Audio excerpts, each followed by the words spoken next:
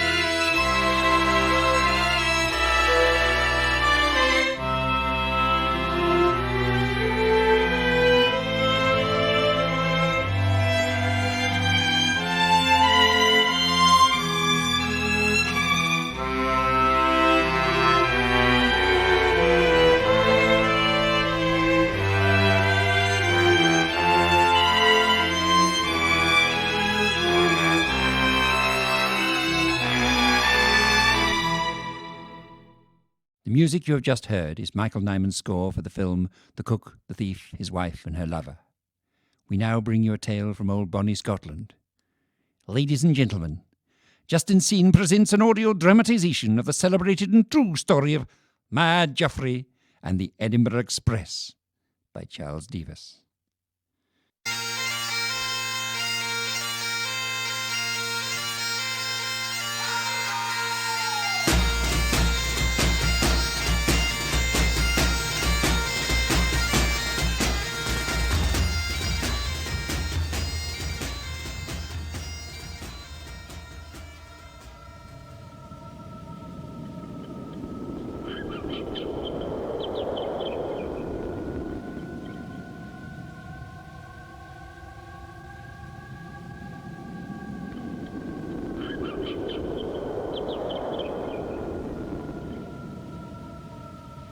It was a cold and blustery evening, that fateful day in 1847, when Mad Geoffrey boarded the 7:30 train to Edinburgh. The sky was red and streaked with wispy mauve clouds, which moved quickly with the west wind across the flat of Killigreen Moor. Mad Geoffrey took firm hold of his hat, lest it be blown away, then boarded the second-class carriage and seated himself in an empty seat by the window. There were 12 people on that train, in all its carriages, of which there were 4. As the train pulled out of Killigreen station, it whistled, and in a wee moment it attained a speed of 40 miles per hour. As the firemen fed the fierce furnace with black Dumfries coal, the light from the glowing firebox gleamed orange in the fading half-light, until the last traces of it became invisible from Killigreen station. Presently the locomotive slowed its momentum, and the fast pulsating rhythm produced by its engine slowed to a more sedate pace. "Aye, this'll be Dunleer station," chuckled Mad Geoffrey to himself. The train puffed slowly into the station, and with a squeal of metal jolted to a stop. Wooden doors swung open, and the gentle hiss of steam could be heard. Women with small children carrying hat boxes and a number of small cases entered the carriage. "Bairns," mused Geoffrey, chuckling to himself. The station master was supervising the lighting of the station lamps, but when the last of the wooden carriage doors were slammed shut, he turned his attention to the train and waved his green flag and blew his whistle, and the train began to move again, creaking and jolting as it did so. Mad Geoffrey looked at his watch. It was now 2 minutes past 8. 8 people had entered the carriage and only 2 had departed. He smiled. "The more the merry, aye," he said to himself, affirming his own statement. He looked about the carriage, and seeing that he was perceived by no one, took up his small wooden surgeon's case, running his fingers along its lacquered honey-coloured surface. A small brass plaque proclaimed in engraved letters the name of the case's rightful owner and the date of his acquiring the article. Dr. James Douglas McBride, 1839. Geoffrey opened the brass catch, and with a cautionary glance to see that he was not observed, lifted the lid. The good Dr. McBride's instruments lay in their felt emplacements, just as he himself had set them upon the last occasion on which he had actual possession of them. "Aye, is that no a sight?" he said. "So pretty, like shining angels." There were several scalpels and a saw, and some hypodermic syringes and a great number of other devilish-looking implements of various shapes and sizes. "Aye, what pretty bairns! Aye, what pretty bairns!" he repeated to himself, rocking unconsciously gently from side to side. The train began to slow again, slowing to such an extent that Mad Geoffrey was suddenly awakened from his trance-like fascination with the contents of the surgeon's case by the jolting of the train as it stopped at Glatermore station. Geoffrey quickly shut the box and slipped it into his canvas bag. Another 4 people got into the carriage at Glatermore. The carriage was filling up nicely, and Geoffrey rubbed his hands with glee. The next station that they came to was called Dunnerton, and another 8 persons boarded the train there. It was now pitch black outside. It would be at least an hour before the train would reach the next station, so Geoffrey found his small leather-bound book and began to read it. It was called The Savage History of Sawney Bean and His Family, infamous for their wanton consumption of human flesh during the reign of King James VI of Scotland. And it was about the savage story of Sawney Bean and his family, infamous for their wanton consumption of human flesh during the reign of King James VI of Scotland. Mad Geoffrey knew that story well, for it was his favourite, and its worn leather cover lay as testament to the 50 or so times that Geoffrey had read that edition. Sawney Bean had been the son of a ditch digger, but finding his father's life of drudgery and toil not to his liking, took to a life of robbery and murder. Marrying a wife of similar persuasion to himself, they went to live in a cave on the coast of Galloway, where they proceeded to abduct the entire population of the area. There was a detailed description of the main horrors and of the evil ends which befell these unfortunate wretches at the hands of the Bean family. This was the most finger-marked and dog-eared chapter of the whole work. During the time that they practiced their butchery, they acquired a taste for human flesh, and so began to consume their victims' bodily flesh. In time, the king got to hear of the great disappearances of persons in that area of Galloway, and so ordered all the innkeepers of that country executed, just in case it was them. However, it was not. It was the infamous Beans. In time, the king himself led an expedition to find out the cause and discovered the cave. This was Mad Geoffrey's second favourite chapter, for it detailed the hideous lather of human artifacts, all of them pickled in vinegar, which befell the king's eyes. As for Sawney Bean and his heathen family, they were all of them executed and buried on unhallowed ground. Bother and damnation, this will never do, he said, taking out the gold pocket watch, also inscribed Dr. J.D. McBride. The clearness of the night did not suit Geoffrey at all, and he began to fidget. It was 20 minutes to 11. In 20 minutes' time they would be in Blanog. At 2 minutes past 11, the train pulled into Blanog station, and to his further dismay he found the platform deserted and several people terminated their journeys, thereby emptying the carriage of half its persons.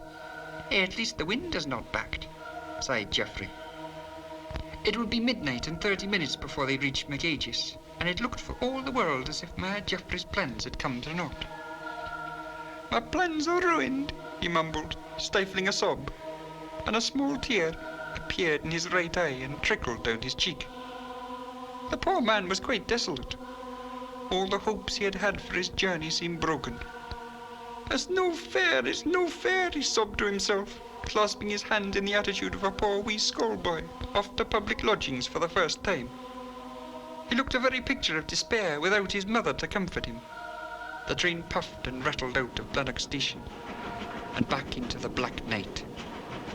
There's only one big town left to go, muttered Geoffrey to himself.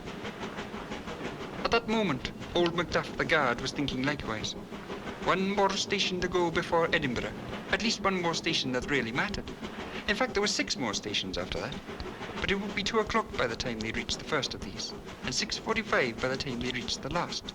And old Macduff had a bottle of 15-year-old Care-na-Care-less malt whisky. And so by the time the train pulled into Edinburgh station, old Macduff would know little about it. And why, gentle and godly readers, should he so? For that very day was his birthday.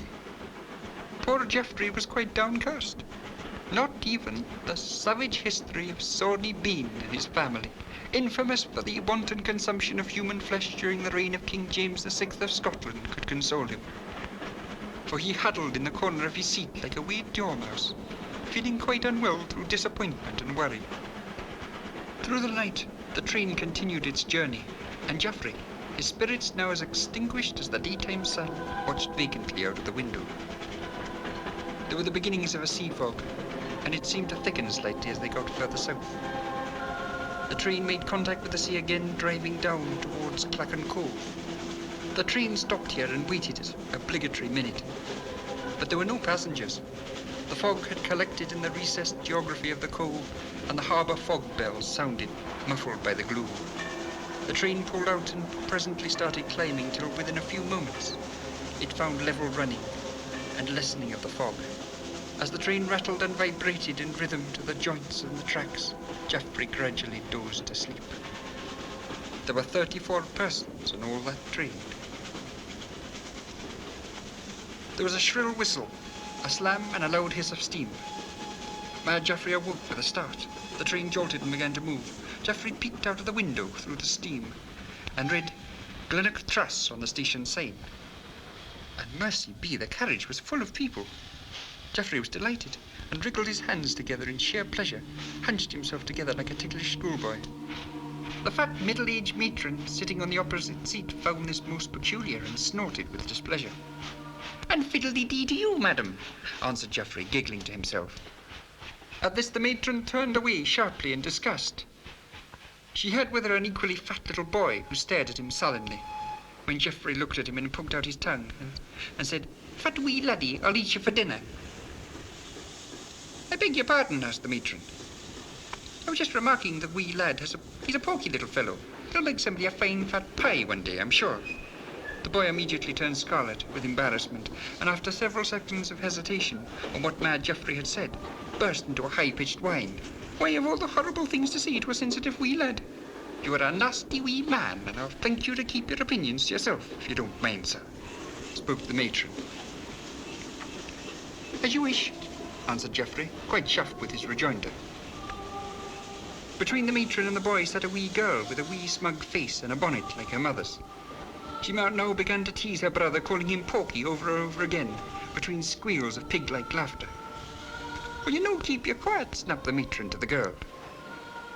"Aye, you cannot talk," Geoffrey interrupted, staring directly at the female child. "You've got a face like a nasty toad," and he poked out his tongue as far as it would go. The girl immediately stopped squealing and began to wail and cry. "You are a horrible little wee man, and I hope the Lord sees it in his heart to forgive you," the matron said loudly. "Probably not," answered Geoffrey and chuckled. The fat matron fought hard to subdue the fires of woe and lamentation that raged through her two charges, and having finally silenced them, instructed them by no means to look at Mad Geoffrey, but to look out of the window, into the blackness, at things they couldn't see. The fog swirled thicker now, and from time to time the matron would remark that she feared that Mr. MacDougall would never find his way to Glenlyon Station to meet them. Geoffrey was tempted to inform them of the hideous beast of Glenlyon, the vile fog monster who was positively known to haunt those parts, and to drag his victims straight down to hell with him, and of the absolute certainty that the beast would be abroad tonight, on this particular date. It was something just newly invented in Geoffrey's mind, but it was already dark and ancient to him. Anyway, he decided to hold his peace, contenting himself by watching the ever-thickening fog with rising contentment. He was interrupted by a metallic clatter as something rolled from under his seat to the middle of the aisle between the rows of seats. Mad Geoffrey realized what was amiss immediately, and before anyone could discover his dreadful secret, sprang after it like a cat, and scrambling under various seats, retrieved the clattering article before anyone could guess its secret. The item in question was an army officer's primer stove, which had been made by Coleridge of London for Colonel, later Major General Alistair Ronald MacDonald in 1797, 3 years before Geoffrey's own birth. It had been with a brave general in the Peninsular Campaign.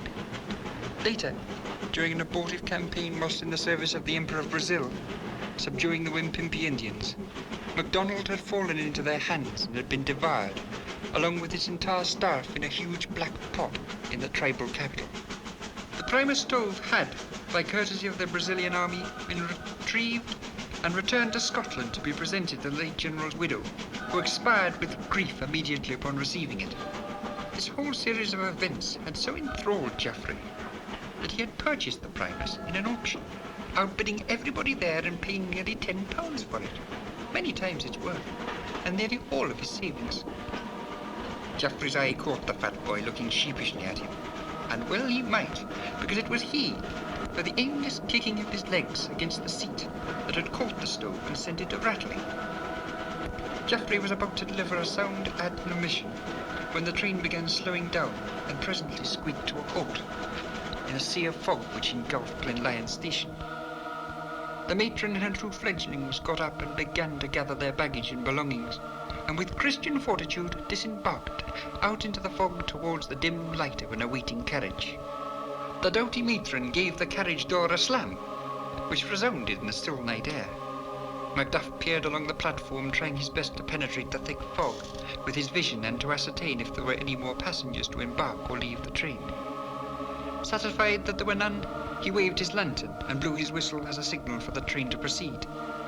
The godly matron watched him make his way back to his van, and betrayed by the illumination of his lantern could see the wretched man swaying and wobbling like the very Tower of Babel fit to fall. "Huff!" she snorted. "The devil's brew!" The locomotive whistled her farewell to Glenlyon, and with a huff and a puff, slowly pulled out of the station, the dim outline of the rearmost carriage disappearing almost at once into the night fog, only the dim red taillights remaining visible until it too was gone, leaving only the permeating odour of coal smoke to suggest that a locomotive had ever been.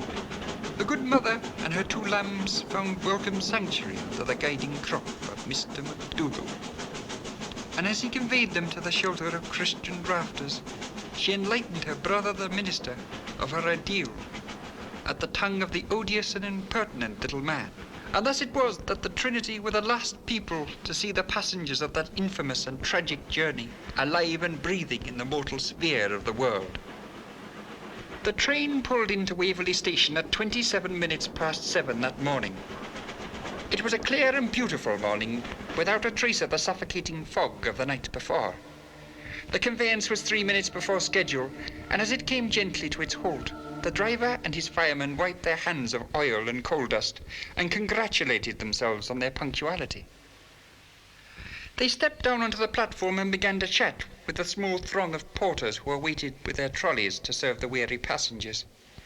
Even the almighty and dignified station master himself was there, eyeing the gold watch which hung from its gold chain from his blue waistcoat with satisfaction, even condescending to nod in appreciation to the 2 engineers, who respectively touched their caps in affirmation. The great clock of St. Giles's chimed the half-hour, and the almighty and dignified station master inadvertently belched in sympathy, although he continued rocking gently back and forth on the soles of his feet, signifying that such things did not happen. But not a soul moved from any of the carriages of the train.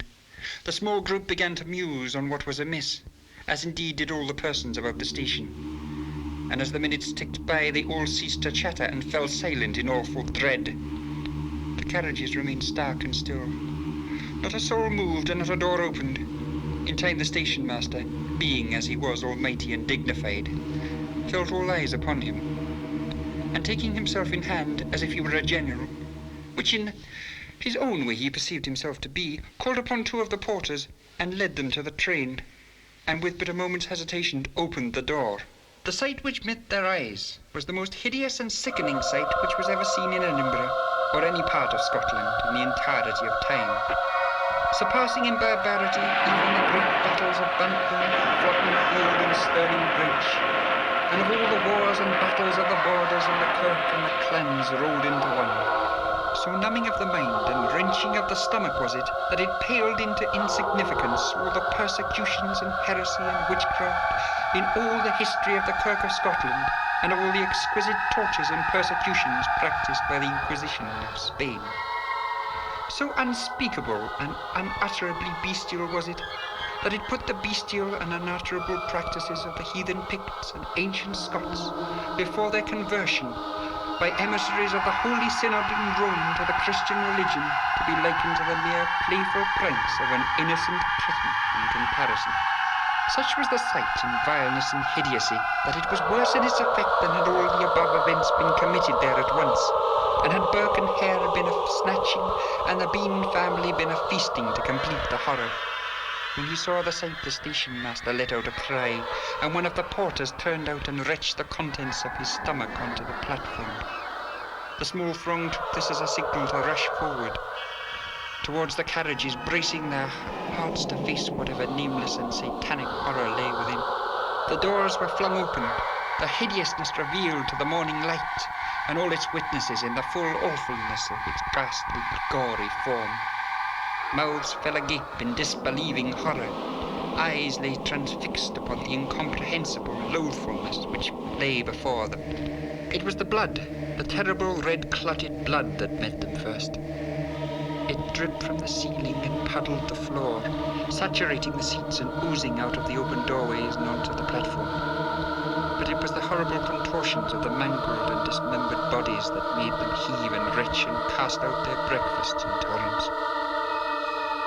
The mutilated torsos and dismembered limbs which, like obscene and blasphemous statues in a vile gallery in the very bowels of hell itself, which caused them to moan in lamentation, as if their very reason was left them. The lifeless protoplasm lay as if in grotesque mockery of all beauty and symmetry.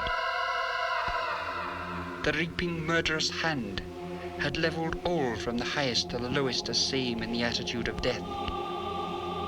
The righteous and respectable sextons from the various parishes of Perth, the gentlemen retailers of Oban and ladies of temperance and virtue of Inverness in the first-class carriages, lay twisted and indistinguishable from the destitute and fallen women of Invergordon, who occupied the rearmost carriages by virtue of tickets obtained by the good and philanthropic offices of the Society of Temperance and Moral Correction, nor indeed were the blood-soaked carcasses of the diverse persons of middle station who now filled the middle two carriages distinguishable from those of their betters or inferiors. When the peelers arrived on the scene, they reacted much like the others on the station, but it was their lot to investigate the hideous massacre. Within minutes, the streets above the station began to hum with rumours, and within 2 hours the whole of Edinburgh knew of the events. Within a day the whole of the Lowlands was ablaze with it, and within 2 the Highlands were aware, and on the 3rd day London and the whole of England and Wales were talking of it. The newspapers thanked whatever scoundrel god they prayed to, and soon all the courts and cities of Europe and America and the world were abuzz with it.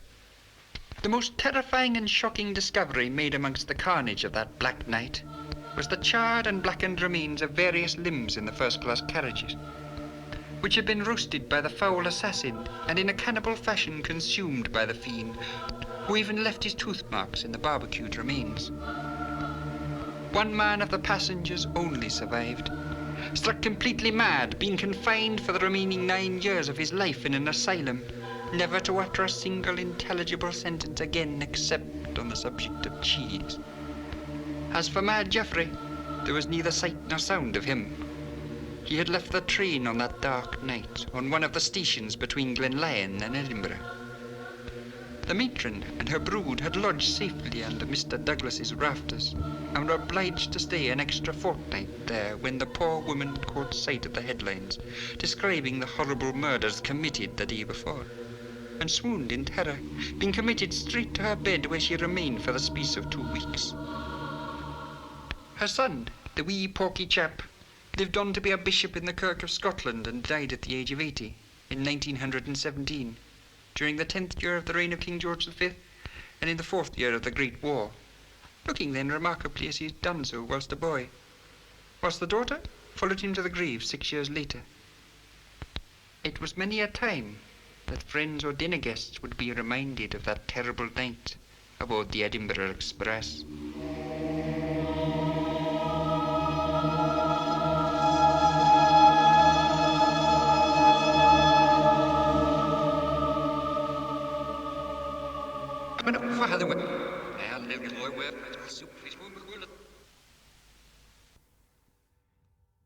I do hope you enjoyed that journey. And for those of you who weren't barbecued, we whisk you from Edinburgh down to Brighton and hence by Swimmersine to the studios of Radio Westpier. We all live in a yellow submarine, yellow submarine, yellow submarine. We all live in a yellow submarine, yellow submarine, yellow submarine. Rico, shut that door, the water's gushing in. Get your arse out of the way then. Well, it's not my arse, that's your arse, surely. No, it's your elbow. What? Have you shut that airlock tight, lad? Yeah, of course I have, alright? But how long have we got? Well, about 4 hours of oxygen, I'd say. No, you chuffing bladder rack. I mean, how long is it before the jingle? Well, the jingle is about 20 seconds. Rico, you mean to say our guest is here? Yes, it's Mystic Reg. I can see him through the porthole in a rather compromising yoga position. I hope our octopus is okay. I can't get this second airlock open. Rico! Try turning it the other way. Stick that mackerel on, lad, and get that piece of West Pier burning. From Titan to Brighton! Shakespeare to swimming gear. Daddy-o to underwater show. Presented by me, Jar Scooterman, and him over there. Say it now, Tribe Chops. Rico Mortis. It's Radio Spear. Right, next up I have in the studio with me to my right here, Mystic Reg, astrology columnist. Maybe I should say that again. No, it's all right. I mean, it doesn't matter how you say it, because the important thing is, hello, listeners. I'm really impressed by the little sort of pressure chamber you've got here, and I think you've been taking some advice from my column. I'll just explain who I am. I write an astrology column for magazines such as What Bolt and Which Shelf. My philosophy is that if you want to live in a certain lifestyle, what you've got to think about are the things all around you, the fittings and everything like that. It's all right being in a right tantric pose and having the right feng shui facing south, but if you haven't got the right railings up, I mean, it's not really going to get you any far. So anyway, to cut a long story short, I've become a bit of a mystic in solely old DIY circles, and I'm really glad to be on your show. Well, that sounds great, lad. Well, I'll tell you what, to give our listeners an idea of your astrological wisdom, could you tell me the horoscopes for me and my girlfriend? Mine's Aries and hers is Taurus. I'll do that right away. Here it is for Aries. The clash between Venus and Mars means you passionately crave that difficult goal, the greenhouse extension. You're likely to be helped by a stranger, probably with some 4x3. In this hot passion, however, you are vulnerable as far as a putty's concerned. Don't throw stones in glass houses. Now, this is for your girlfriend, I think. Isn't it your girlfriend? That's the one. Well, here it is for your girlfriend. And just off the record, I think you should get her some flowers. Now, here it is. The full moon tells you that you should go ahead with those wall-mounted spotlights. It could also be a time to reflect on those deeper things, such as the wiring. A plasterboard partition means it could be a challenge or a pitfall. Destiny sees a medium-sized Phillips screwdriver.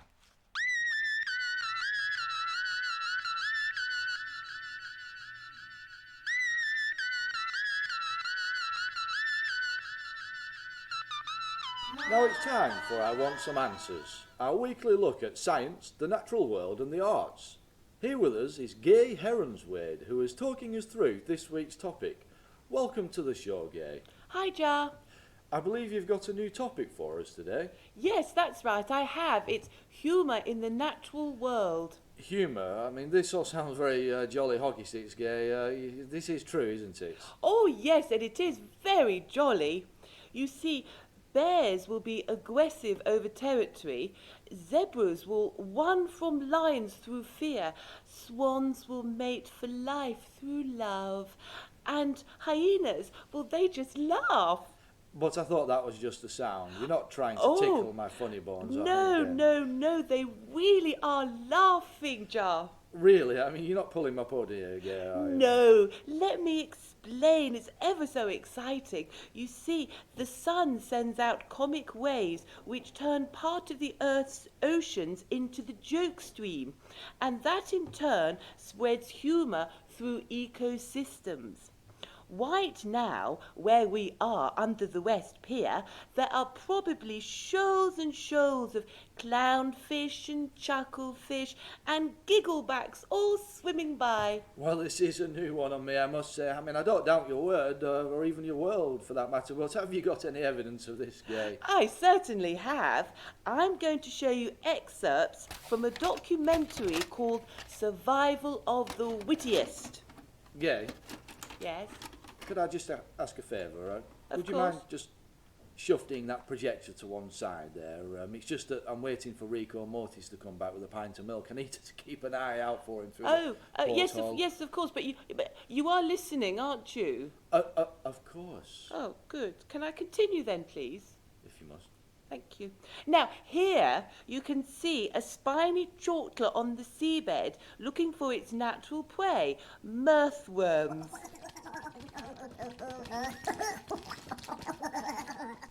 As you can see, the mirthworm is trying to camouflage itself by trying to keep a straight face, but it's just too late.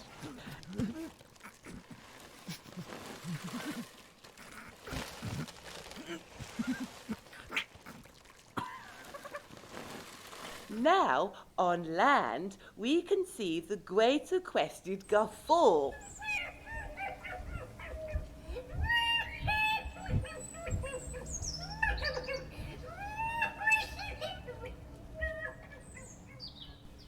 It's after its natural prey, slapstick insects. The guffaw has picked up on the obviousness of slapstick and is homing in on the nest with its razor-sharp punchline at the ready. And in conditions of high visibility, they just don't stand a chance. Finished? Yes. Well, I've certainly had an education here. It seems to me that this field of zoology has been much overlooked. Oh, it has. Well, yeah, thanks for dropping into the show once again. It's a pleasure to see you. Was it a big jump? Sadly it was. It certainly wiped the smile off my face. So how are you settling into the studio then, Rico? Star food's a bit samey. Well, hold on a minute. I seem to remember you said how much you liked the mackerel in the interview. Well, I have been here for 2 months. Well, look, don't worry about the food, Rico. I've set up a publicity stunt to get us a better profile in the media. Sounds interesting. What is it? Well, you may have heard about Milverton Froome from the States in the press recently. He wiggled his hula hoop for 2 hours and 30 minutes whilst keeping a full pint of milk on his head.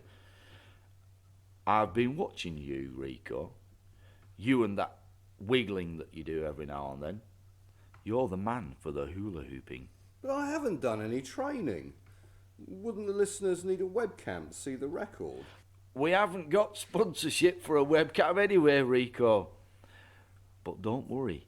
The listeners can win tickets to swim down to the portal and watch you hula hooping in your Christmas boxers. Rico, what's that coming out of your nose? It's a nostril hair. Why? It looks pretty, do you mind if I uncoil it? If you're quick. Okay, Rico, now take a step back. Okay. A step back just a bit more. Right. That's it, keep going. A few more steps, Okay, Rico. Keep going, okay. Rico. Wow. This is incredible. Rico, step back even more. Keep going, going, Rico. Look, I can't go back any further, okay? Rico, how long have you had this nostril hair? Since day one. Do you mind if I twang it? If you're careful.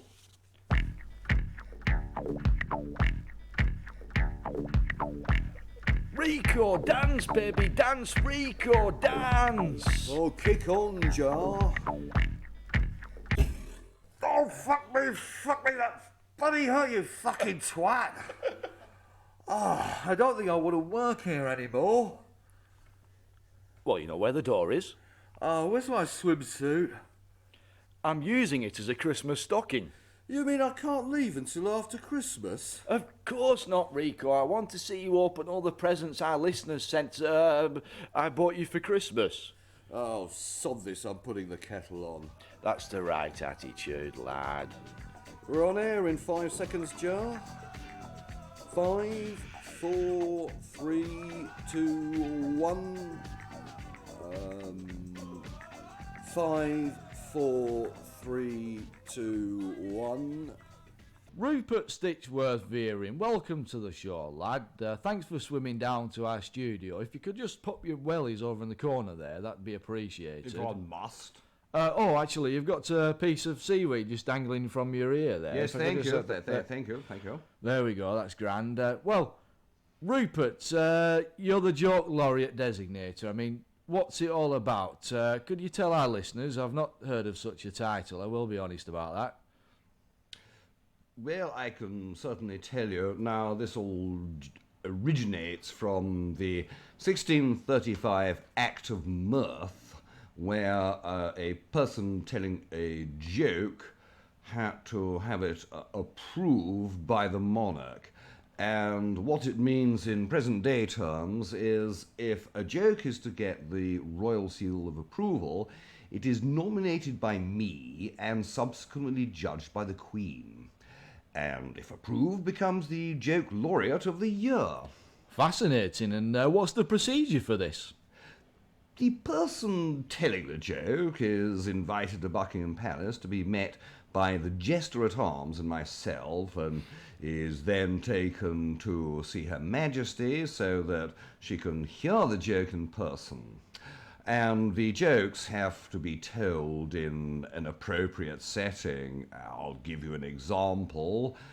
Say, for example, the joke is of a lewd nature, it's heard in the infirmary, and if it involves animals, say, it's told in Prince Philip's trophy room. And, a lewd joke involving animals? That would be heard in the palace veterinary surgery.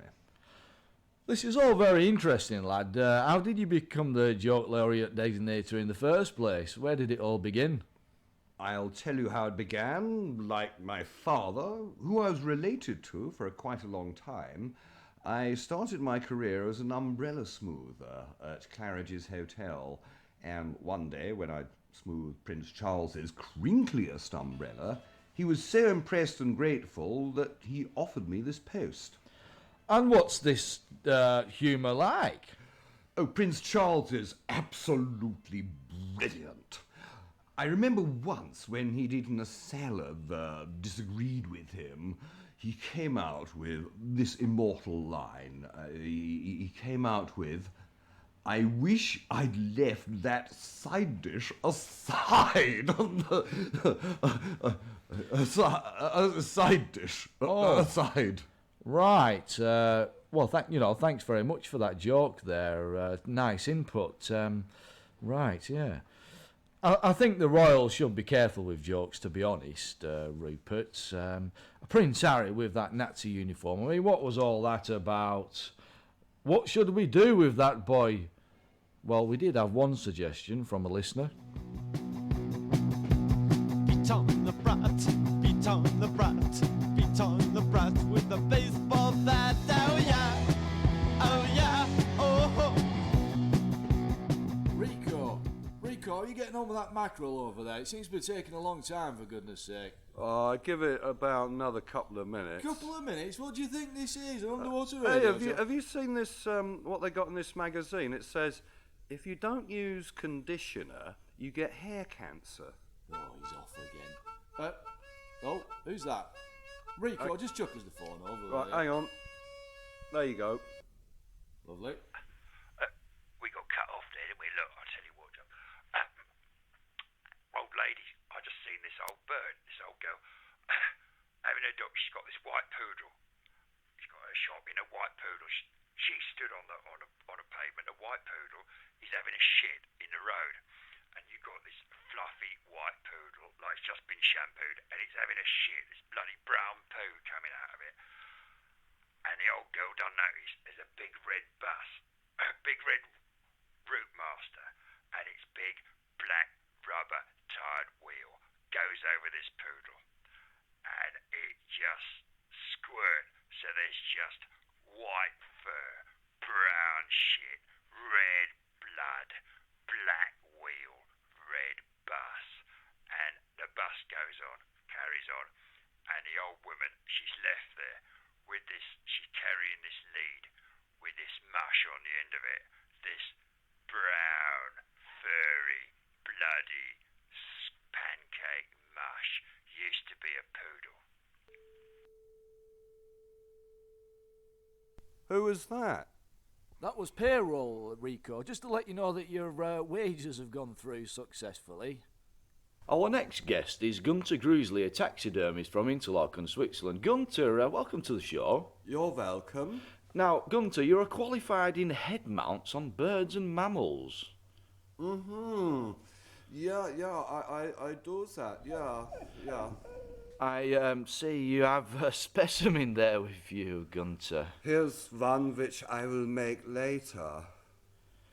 And that big bag down next to you on the floor there, Gunter, I noticed you're carrying that in with you earlier on. I mean, what have you got in there? You're not planning on staying for the night, are you? That is the stuffing of a madman's dreams. You know, you have 3 credits in freeze drying, and more recently you became the winner of the Wagstaff Trophy competition. I suppose a man of your talents could kill 2 birds with 1 stone, Gunter. Well, it has been tried. Scientists have tried to do that with a prism, but the experiment did not finish at the correct climax. Funnily enough, actually, the other day there was a TV documentary about a Canadian trapper reproducing an Irish elk out of deer hides. You must tell me more. I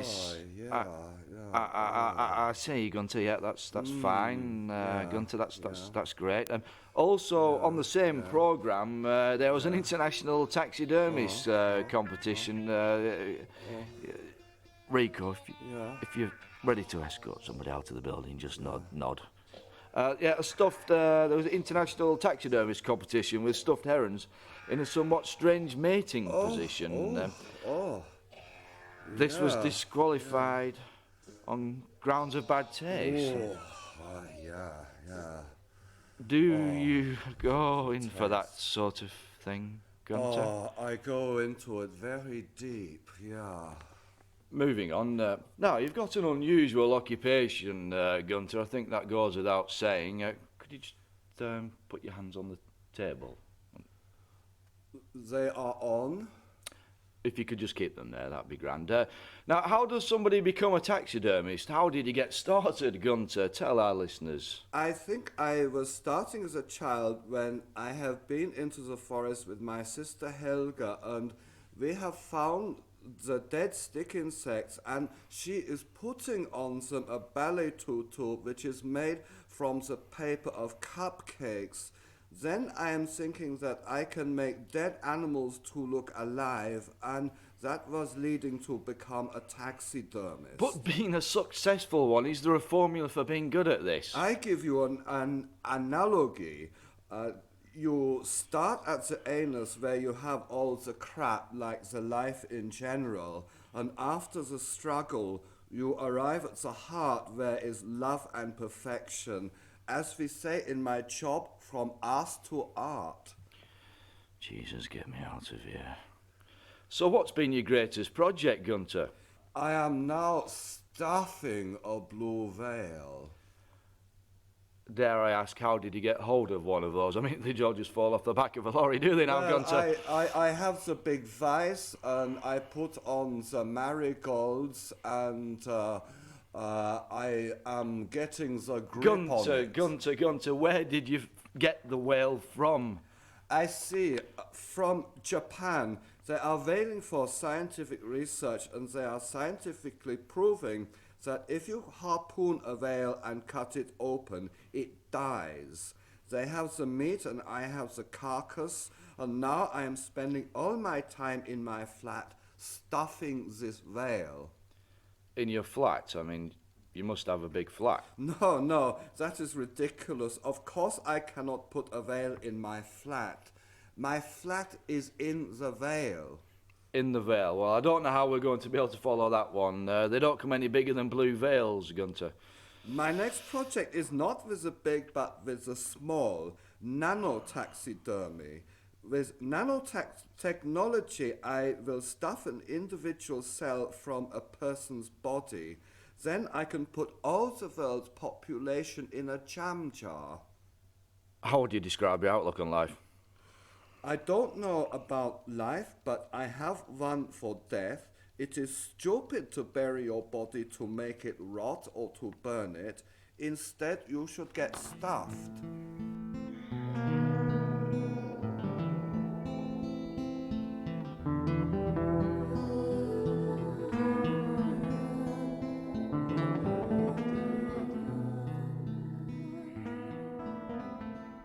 Rico, there's something wrong with the computer. I can't get access to those ghostly sound effects.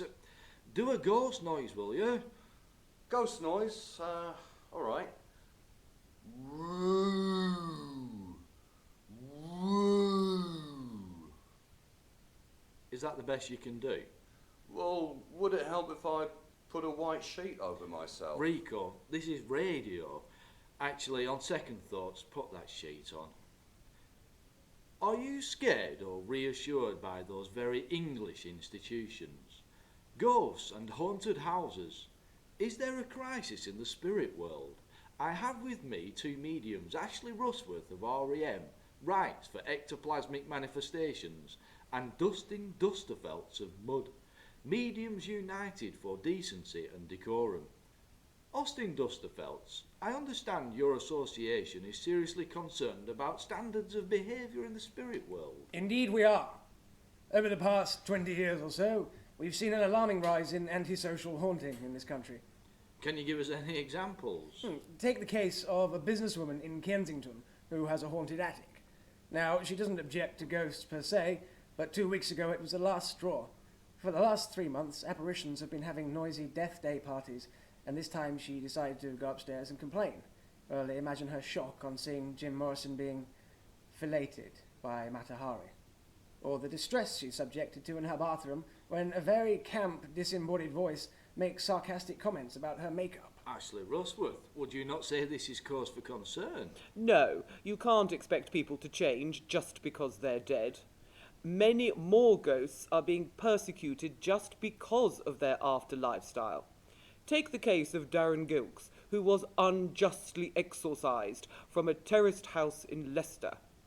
The owner complained of clanking chains in the small hours of the morning, when it is common knowledge that spectral ironmongery is no longer effective after midnight. Yet the physical damage to the house was caused by an outside poltergeist that had seeped in through the back door. I bet you didn't know that, Austin. Well, of course things like this happen, but the problem goes deeper. Many apparitions are from foreign countries, and if you take the Middle East, for example, well, you're going to have an influx of genies. Oh, for the love of Hades, not genies again. Don't quote ancient Greek at me, woman. Ancient Greek? You constantly talk ancient Greek. You know nothing about the subject at all. Do keep to the spirit of the occasion. I could do with a large spirit listening to you. Oh, the usual meths and brasso cocktail, I assume. Please, let's be adults about this. Austin, continue. Yes. Genies. It doesn't take much to imagine what would happen if your average pre-dead citizen rubbed a lamp and was given 3 wishes. Naturally, he or she would want to be instantly rich. Just imagine the economic chaos that would cause. These are very persuasive arguments here, Ashley. Persuasive, no. Exaggerated, yes. Only a minority of ghosts haunt mansions or have magic powers. Think about the majority who haunt the more modern buildings and who have to walk through walls with foam cavity insulation with all its chemicals. Thanks to builders, ghosts now have substance abuse issues. Well, look, I'd like to play you both a recording. This is the sound of a ghost, an African grey parrot nonetheless, haunting the PA system at Terminal 4 in Heathrow.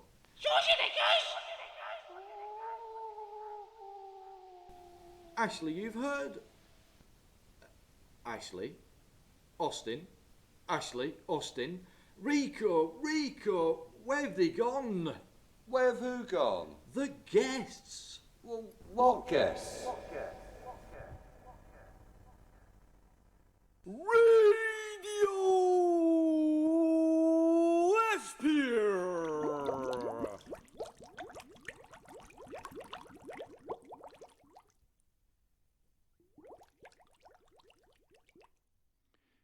Radio Westbear was written and produced by Matt Whistler and Richard Wood, with additional material and performances, namely the Poodle sketch, by Charles Davis.